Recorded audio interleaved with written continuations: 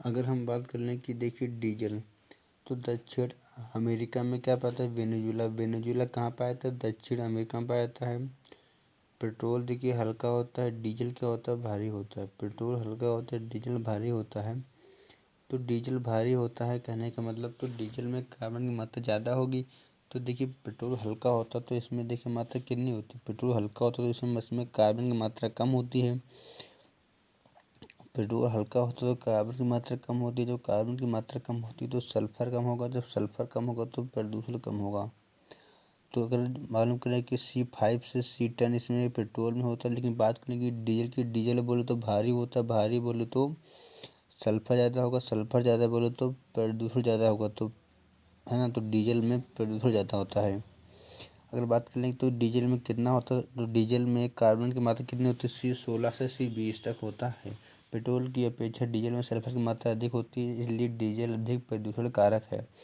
कम sulphur वाली diesel को देखिए, कम सल्फर जिसमें सल्फर की मात्रा कम होती है उसे क्या कहते हैं, कम सल्फर वाली डीजल को अल्ट्रा लो सल्फर डीजल या सिटी डीजल कहते हैं।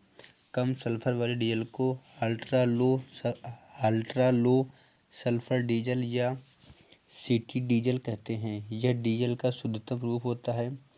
डीजल की गुणवत्ता को C10 संख्या से मापते हैं। मतलब डीजल की गुणवत्ता को किससे मापते हैं, C10 संख्या से मापते हैं। बात करें जीवाश्म ईंधन में क्या होता है, अगर अशुद्धि क्या मिली होती है, सल्फर व नाइट्रोजन के ऑक्साइड होते हैं। क्योंकि सल्फर डाइऑक्साइड जब नमी से क्रिया करती है तो क्या बनती है, सल्फर डाइऑक्साइड। और नाइट्रोजन की ऑक्साइड क्रिया करके क्या बनाते हैं, नाइट्रिक अम्ल। और सल्फर डाइऑक्साइड नमी से क्रिया करके क्या बनाते हैं, सल्फ्यूरिक अम्ल। और यही क्या है, हमारी अम्लीय वर्षा है। अगर बात कर ले कि ध्वनि प्रदूषण से क्या संबंधित है और वायु प्रदूषण से क्या संबंधित है। ध्वनि प्रदूषण देखिए, ध्वनि बोले तो मफलर धो बोले तो ग्रीन मफलर जो है ध्वनि प्रदूषण से संबंधित है। और बेल्ट वायु मीन्स ग्रीन, हरित बेल्ट जो है वायु प्रदूषण को कम करने के लिए हरित बेल्ट का प्रयोग करते हैं। जीवाश्म ईंधन के अत्यधिक दहन से वायुमंडल में सल्फर डाइऑक्साइड तथा नाइट्रोजन डाइऑक्साइड की अत्यधिक वृद्धि होती है, जो वायु की आर्द्रता के साथ मिलकर सल्फ्यूरिक अम्ल और नाइट्रिक अम्ल बनाते हैं। इन अम्लों की मात्रा वर्षा जल में अधिक होने के कारण वर्षा जल का pH मान 5 या 5 से कम हो जाता है। इसे अम्लीय वर्षा कहते हैं।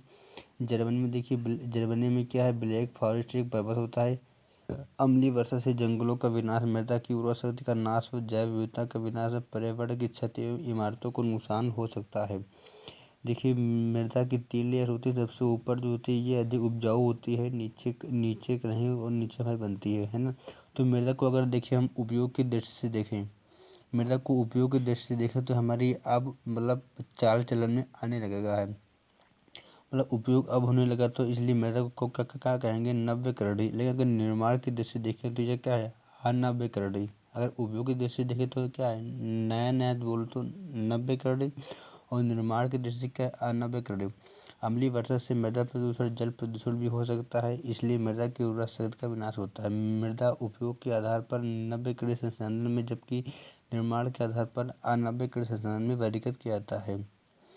मृदा नृत्य करड़ी समान है। अगर ऐसे कोई पूछे कि मृदा कौन सा संसाधन है, तो आप लगाएंगे आंसर मृदा नव्यकरणीय, नव्यकरणीय समान संसाधन है।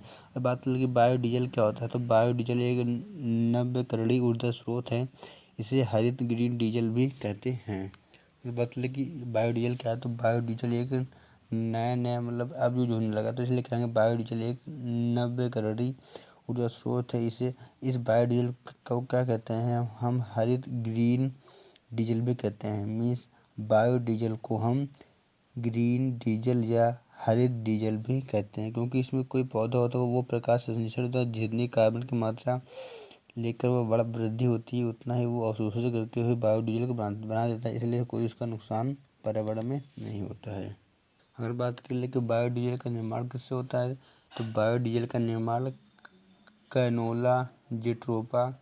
बायोडीजल का निर्माण, डीजल बोलो या कहो डीजल, बात एक ही है। बायोडीजल को या डीजल का निर्माण है ना, कैनोला जेट्रोफा सैलिकॉर्निया कैनोला जेट्रोफा सैलिकॉर्निया पौधे से प्राप्त किया जाता है क्या? डीजल। ये क्योंकि बंजर भूमि पर बोई जाती है, क्योंकि नॉन फर्टाइल होती हैं। पेट्रोल में देखिए क्या होता है, हम पेट्रोल को देखिए हम एथिल अल्कोहल से प्राप्त करते हैं। जो पेट्रोल होता है ये हम एथेनॉल से प्राप्त करते हैं। पेट्रोल को या गैसोहॉल को बात एक ही है ना। और पौधे के मक्के से भी हम क्या पेट्रोल प्राप्त करते हैं और इथेनॉल से भी प्राप्त करते हैं। बात कर लीजिए पावर डीजल क्या, तो पावर डीजल बोले तो अच्छा डीजल जिसमें सल्फर की मात्रा कम हो। और अगर पेट्रोल की बात करें तो अल्ट्रा पेट्रोल में होगा अल्ट्रा, और डीजल में क्या होगा पावर, तो अच्छा होगा। अगर बात करें कि पेट्रोल की तो अल्ट्रा पेट्रोल में कम सल्फर की मात्रा होती है और पावर डीजल में कम सल्फर की मात्रा होती है। पेट्रोल में आप अपस्फोटन